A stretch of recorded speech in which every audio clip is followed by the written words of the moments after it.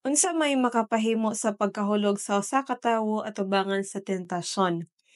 Usa niini ang pagkawalay pag-amping o pagbantay sa kaugalingon. Mahimong hinungdan nga pagkahulog sa usa ka tawo atubangan sa tentasyon. Kung ang usa ka tawo nagasalig labaw pod sa iyang kaugalingon nga kusog, rather than depending on God's guidance, makahimo usab kini sa pagkahulog ngadto sa tentasyon. Og usab ang pagpasagad sa espirituhanong paglambo, nga ang pabaya sa espirituhanong mga disiplina sama sa pag-ampo, pagsusi sa mga kasulatan.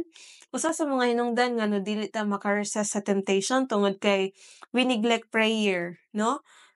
Study the Bible, muna nga at the beginning of the day, ang pag-ampo dili gyud nato dumilian sa mainiton gayud kay mao na siya ang only way para nga makahimo ta sa pagsukol sa moabot nga mga tentasyon sa kaaway.